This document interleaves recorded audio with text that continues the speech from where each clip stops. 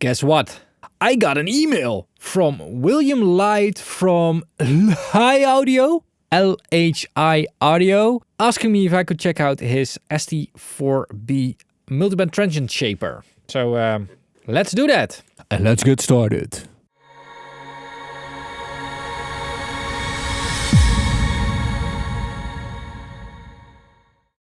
Alright, the ST4B is a multiband transient shaper, but cooler. To be blunt, if you've been underwhelmed by transient shapers or never found a use for them, oh I did, this is the transient shaper for you. It gives you the ability to reshape sounds in a way that no other tools can. That's a big statement, regardless of the genre you're working in or whether your material is sampled or synthesized. I do have the SPL Transient Designer, the analog Transient Designer, and I do know that Illusia makes the envelope. I know that George has one. I've played with it a little bit. It's very, very cool. It's like the Transient Designer 2.0.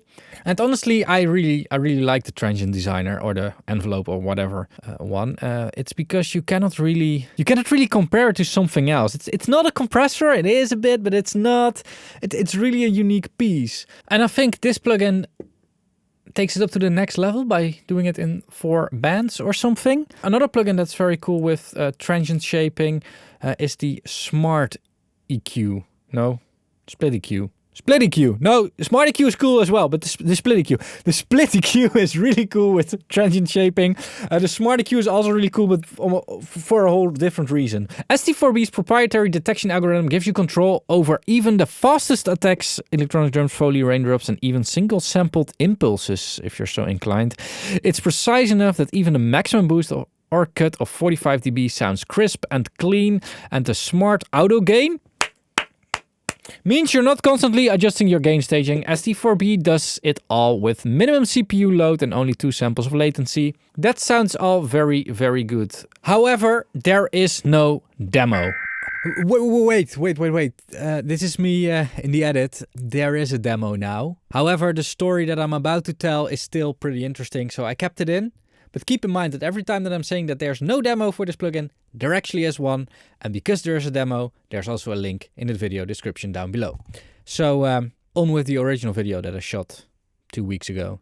You know, from the stories I've heard, it's almost that designing a plugin is 50% of the work and taking care of the licensing, the installing, all that kind of stuff is the other 50% of the work. Apparently all these licensing things are very difficult and a pain in the ass to work with for them. However, what I want to say is that a demo in whatever form, if it cuts out every 20 seconds or whatever, is always better than not having a demo. Like it's not having a demo is over here. Having a cutting out demo is over here. Having a fully functioning demo with like 14 days or something is over here. There are a lot of other developers that are doing that. So I think this should happen with this as well. Because now I cannot link to LHI Audio in the description down below, because I don't want people to have to buy a plugin to evaluate it. That's just a bit too far if you ask me. Let's take a look at the plugin. This is it. It looks to me pretty straightforward. We've got low, mid, and high. Some settings. I think the crossover over here. Yeah, it's really like a multiband compressor, but then with transients. Gain, blah, blah, blah. Delta? Oh, that's cool. So we can hear the differences. Dry, wet. Interesting. Before I'm going to take a look at it, I want to say that LHI, let's just call it LHI. LHI Audio contacted me asking me if I wanted to review this plugin. And they've also given me an NFR license so that I could actually check it out without having to pay the 69 euros that it costs. That's highly appreciated, but I also want to say not only to LHI Audio but to everybody that doesn't influence my opinion on this plugin, and that everything that I'm saying is my complete, honest, independent, uncontrollable opinion. If you appreciate that, make sure to check out my affiliate links at Thomann and Sweetwater. If you buy something in those shops, a little bit of your purchase gets kicked back to me. And High Note, if you sign up to High Note, I get a little bit, like a small fee. It's all highly appreciated. Thanks a lot. Now let's try this thing out by running a track to it. The track title is by...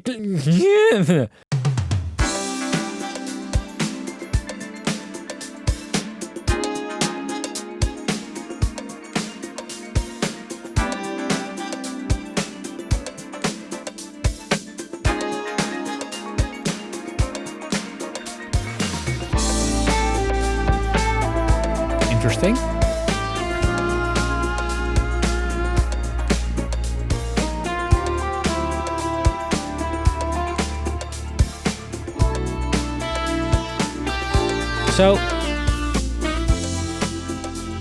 it will sound a little bit artificial when you're overdoing it.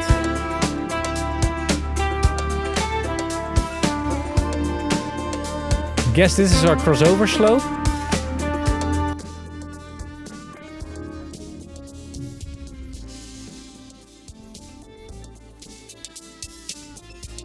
It sounds a bit restless, actually.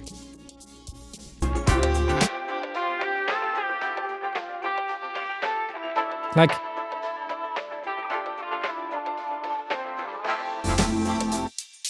Let's just try it on drums.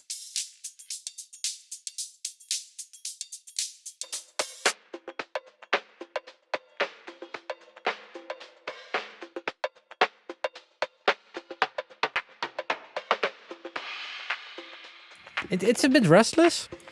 In the split EQ, it's something you can control, like the like when is something a transient, when is something sustained. You cannot control that in here as far as I can see.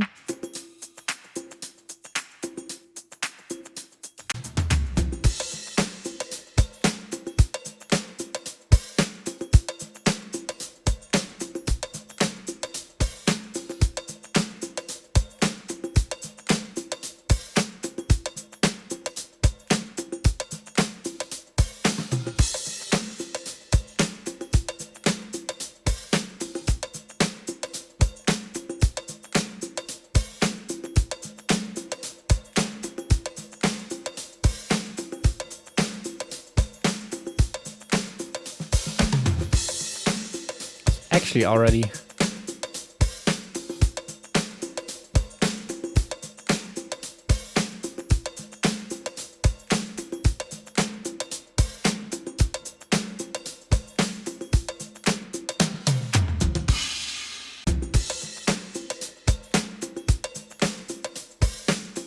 So just by adjusting those highs, like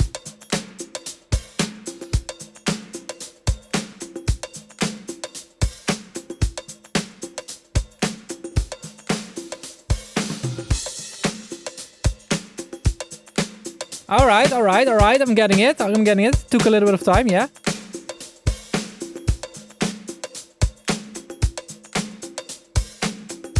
It's cool.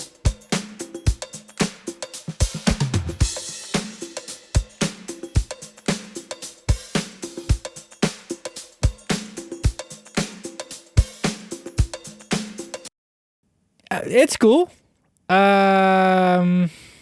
One of the things here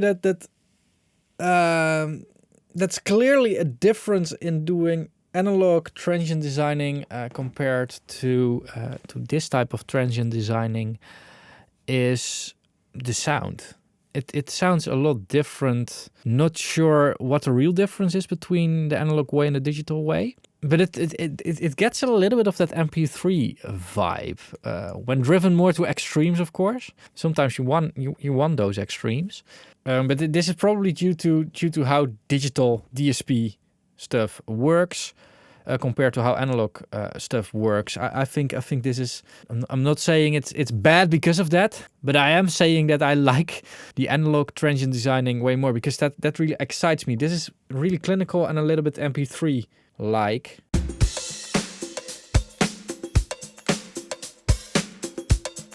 It's really degrading the signal in some way.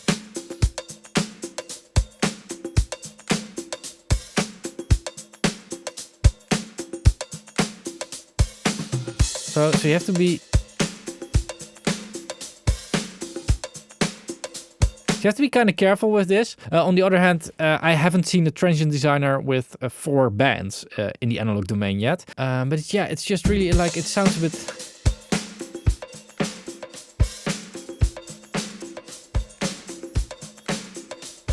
It really sounds off to me. If you're looking for such a transient shaper, this is probably the best thing you can get. But also try out an analog box in this case. Or try it split EQ maybe from Eventide. I'll link to the video over here. But this thing, no, I don't know. I think more development is needed here. Definitely. It's just not there yet. I do think that the developer is really wanting to improve their product.